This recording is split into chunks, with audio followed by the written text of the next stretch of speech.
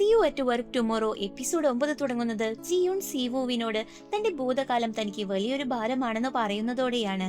അത് പറഞ്ഞ് അവൾ അവിടെ നിന്നും നടന്നു പോകുന്നു. പക്ഷേ സീവു അവളെ വെറുതെ വിടുന്നില്ല.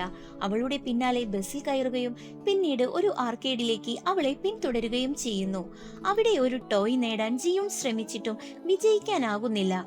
സീവു അത് ജയിച്ച് അവൾക്ക് സമ്മാനമായി നൽകുന്നു. വീട്ടിലേക്ക് നടക്കുന്നതിനിടെ ജിയൂൺ ഒടുവിൽ വിവാഹ ദിവസം എന്തുകൊണ്ടാണ് വൈകിയതെന്ന് ചോദിക്കുന്നു.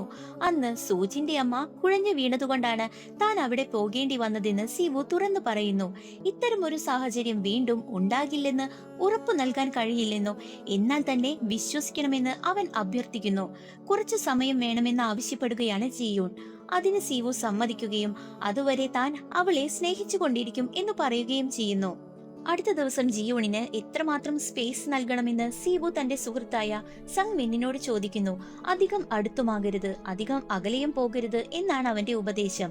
ഓഫീസിലെത്തുന്ന ജിയോൺ തന്റെ ഡെസ്കിൽ സീവു വെച്ചിരിക്കുന്ന ടീ കാണുന്നു. അതേസമയം കീത്തെ സീവുവിന്റെ വിവാഹ ഫോട്ടോ കണ്ടിട്ടും താൻ എന്തുകൊണ്ടാണ് അത്ഭുതപ്പെട്ടില്ലെന്ന് ജിയോണിനോട് ചോദിക്കുന്നു. എന്നാൽ തനിക്കെല്ലാം നേരത്തെ അറിയാമായിരുന്നുവെന്നും ഓഫീസിലെ മറ്റാരും ഇതറിയരുതെന്നും ജിയോൺ തുറന്നു പറയുകയാണ്. ടീം മീറ്റിംഗിൽ ഹോം AI പ്രൊജക്ടിന്റെ അവസാന വെല്ലുവിളി സെക്യൂരിറ്റിയും ഉപഭോക്താക്കളുടെ വിശ്വാസവും നേടുന്നതാണെന്ന് സീവു വിശദീകരിക്കുന്നു. പ്രസിഡന്റ് ഹാനുമായി രഹസ്യമായി ഇതിനു വേണ്ടി പ്രവർത്തിച്ചുകൊണ്ടിരിക്കുകയാണെന്നും അവൻ പറയുന്നുണ്ട്. മീറ്റിംഗ് കഴിഞ്ഞപ്പോൾ ജിയൂണിന്റെ ലാപ്ടോപ്പിലും സീവുവിന്റെ ഡെസ്കിലും ഒരേ സ്റ്റിക്കർ കാണുന്ന കീത്തെ ഇരുവരും പ്രണയത്തിലാണെന്ന് മനസ്സിലാക്കുകയാണ്. വിവാഹ ഫോട്ടോ കാണിച്ചതിലൂടെ അവരുടെ ബന്ധം താൻ തകർത്തോ എന്ന ആശങ്കയും അവനുണ്ടാകുന്നു. ജോലി കഴിഞ്ഞ് സീവു ജിയോണിനെ യാത്രയാക്കാൻ താഴെ വരുന്നു. ലിഫ്റ്റിൽ വെച്ച് ഭൂതകാലം മാറ്റാൻ കഴിയില്ലെങ്കിലും ഇപ്പോഴുള്ള ജീവിതം മാറ്റാൻ നമുക്ക് കഴിയുമെന്ന് പറയുകയാണ് അവൻ. അന്ന് രാത്രി ജിയോൺ മാതാപിതാക്കളുടെ വീട്ടിൽ അത്താഴത്തിന് പോകുന്നു. എങ്ങനെയുള്ള പങ്കാളിയെ തിരഞ്ഞെടുക്കണമെന്ന ചോദ്യത്തിന് അവളുടെ അമ്മ എല്ലാ സ്വഭാവങ്ങളോടും കൂടി നിന്നെ സ്നേഹിക്കുന്ന ആളാണ് യഥാർത്ഥ പങ്കാളിയെന്ന് പറയുന്നു. പിന്നീട് അച്ഛനോട് സീവുവിനെ കുറിച്ച് പേര് പറയാതെ സംസാരിക്കുമ്പോൾ ഇത്രയും വർഷം ഒറ്റപ്പെട്ട് ജീവിച്ച അവന്റെ ജീവിതം എത്ര വേദനാജനകമായിരിക്കുമെന്ന് പറയുകയാണ് അച്ഛൻ. ഓഫീസിൽ നോവ കീത്തേക്ക് എല്ലാം അറിയാമെന്ന് മനസ്സിലാക്കുന്നു. ഒന്നും അറിയാത്തതുപോലെ പെരുമാറാൻ പറയുകയാണ് അവൾ. ഓഫീസിൽ നിന്ന് പുറത്തു വരുമ്പോൾ ലീ നോവയെ കാത്തു നിൽക്കുകയാണ്. അവനെ കൂട്ടുകാരുടെ മുന്നിൽ കസിൻ എന്ന് പരിചയപ്പെടുത്തുന്നത് ലീയെ നിരാശനാക്കുന്നു. ഇരുവരുടെയും ഡേറ്റിൽ നോവ എല്ലാ ചെലവുകളും വഹിക്കുകയും ലീയെ ഒരു കുഞ്ഞിനെ പോലെ പരിചരിക്കുകയും ചെയ്യുന്നു. അവസാനം തന്നെ കുട്ടിയെ പോലെ കാണരുതെന്ന് പറഞ്ഞ് ലീ അവളെ ചുംബിക്കുകയാണ്. വീട്ടിലെത്തിയ ശേഷം ജിയൂണിന് ഗുഡ് നൈറ്റ് മെസ്സേജ് എങ്ങനെ അയക്കാമെന്ന് സീവു ആലോചിക്കുന്നു. റോബോട്ട് വാക്കത്തിന്റെ തമാശ നിറഞ്ഞ ഉപദേശങ്ങൾക്കൊടുവിൽ ഇന്നും ഞാൻ നിന്നെ ഇഷ്ടപ്പെടുന്നു, ഗുഡ് നൈറ്റ് എന്ന സന്ദേശമാണ് അവൻ അയക്കുന്നത്. അടുത്ത ദിവസം ഇരുവരും മുൻകൂട്ടി ബുക്ക് ചെയ്തിരുന്ന ഡിന്നറിന്റെ റിമൈൻഡർ ജിയോണിന് ലഭിക്കുന്നു. അത് റദ്ദാക്കാൻ പോകുമ്പോഴാണ് സീവു ആ ഡിന്നറിനായി ഒരു മീറ്റിംഗ് പോലും മാറ്റിവെച്ചതായി അവൾ അറിയുന്നത്. ഇതിനിടെ മാനേജർക്കോ കീത്തേയോട് വിവരങ്ങൾ ചോദിച്ചറിയാൻ ശ്രമിക്കുമ്പോൾ കീത്തെ തമാശ പറഞ്ഞ് ഒഴിവാകുന്നു. അവൻ ഒരിക്കലും മാനേജർ കോയെ സഹായിക്കാൻ പോകുന്നില്ലെന്ന് ഇതിൽ നിന്ന് വ്യക്തമാകുന്നു. ഡിന്നർ റിസർവേഷനിലേക്ക് ആദ്യം എത്തുന്നത് സീവുവാണ്. കുറച്ചു കഴിഞ്ഞ് ജിയോണും എത്തുന്നു. അവൾ സൂചനുമായുള്ള ബന്ധത്തെക്കുറിച്ച് വിശദമായി ചോദിക്കുന്നു. ബാല്യകാല സുഹൃത്തുക്കളായിരുന്ന ഇരുവരും കോളേജിൽ പ്രണയത്തിലായി വിവാഹിതരായതാണെന്ന് സീവു പറയുന്നു. വിദേശത്ത് ഒരുമിച്ച് പഠിക്കാൻ പദ്ധതിയുണ്ടായിരുന്നു. പക്ഷേ അച്ഛന്റെ ബിസിനസ് തകർന്നതും അമ്മ അസുഖബാധിതയായതും കാരണം താൻ കൊറിയയിൽ തുടരേണ്ടി വന്നു. സൂജിൻ അമേരിക്കയിലേക്ക് പോയി. അകലം കൂടിയതോടെ ബന്ധവും അകന്നു. അമ്മ മരിച്ചതിന് ശേഷം സൂജിൻ തിരിച്ചെത്തി വിവാഹമോചനം നിർദ്ദേശിച്ചു. 1 വർഷം പോലും തികയാത്ത വിവാഹമായിരുന്നു അത്. എല്ലാം മനസ്സിലാക്കിയ ജിയൂൺ തന്റെ മനസ്സ് ഇനി ഒരിക്കലും കുലുങ്ങില്ലെന്ന് ഉറപ്പുവരുത്തണമെന്നാണെന്ന് പറയുന്നു. അടുത്ത ദിവസം രാവിലെ സീവു അയച്ച ഗുഡ് മോർണിംഗ് മെസ്സേജിന് ജിയൂൺ ആദ്യമായി മറുപടി നൽകുന്നു. അതോടെ അവന്റെ സന്തോഷത്തിന് അതിരില്ല. തുടർന്ന് ഹോം AI ഡെമോയ്ക്കായുള്ള തയ്യാറെടുപ്പുകളുടെ ഒരു മോഡേജ് കാണിക്കുന്നു. ഒരു ദിവസം ജോലിക്ക് പോകുന്നതിനിടെ ലീ യങ് ഹാൻ നോ ജിൻ ചോളുമായി സംസാരിക്കുന്നത് ജിയോൺ കാണുന്നു. ഓഫീസിലെത്തിയപ്പോൾ അമിതമായി ജോലി ചെയ്തതിനാൽ സീവു ആശുപത്രിയിൽ പോയിരുന്നുവെന്ന് അവൾ അറിയുന്നു. ഉച്ചയ്ക്ക് ശേഷം തിരികെ എത്തിയ അവനോട് ആരോഗ്യത്തെക്കുറിച്ച് ജിയോൺ മെസ്സേജ് അയച്ച് ശ്രദ്ധിക്കണമെന്ന് പറയുന്നുണ്ട്. അവളുടെ കരുതൽ സീവുവിന് വളരെ സന്തോഷമാണ് നൽകുന്നത്. അവസാനം ടീം ഡെമോയ്ക്ക് തയ്യാറാകുന്നു.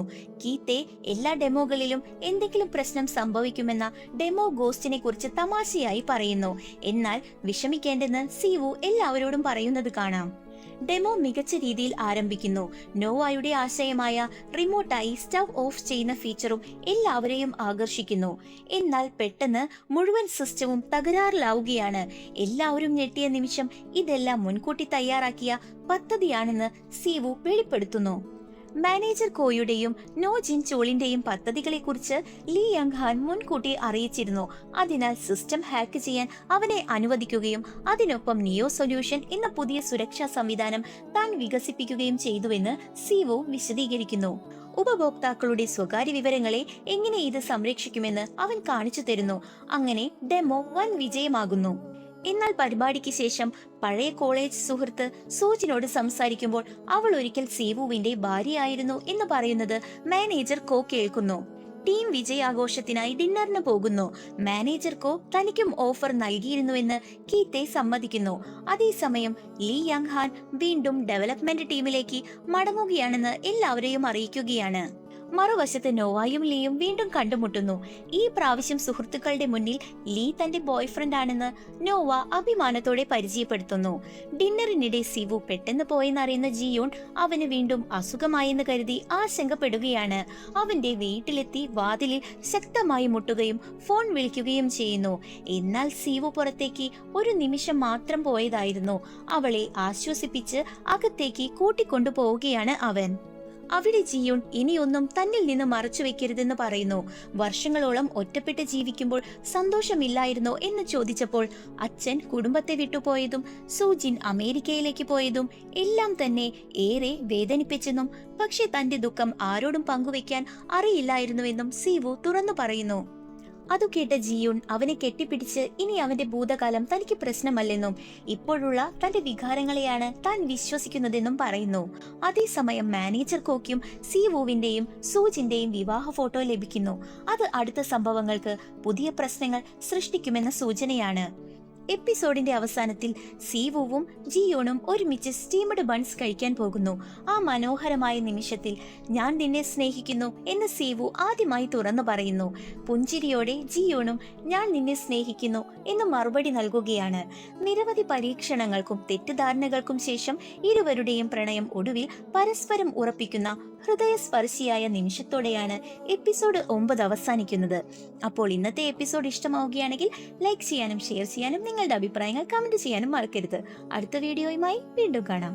ബൈ.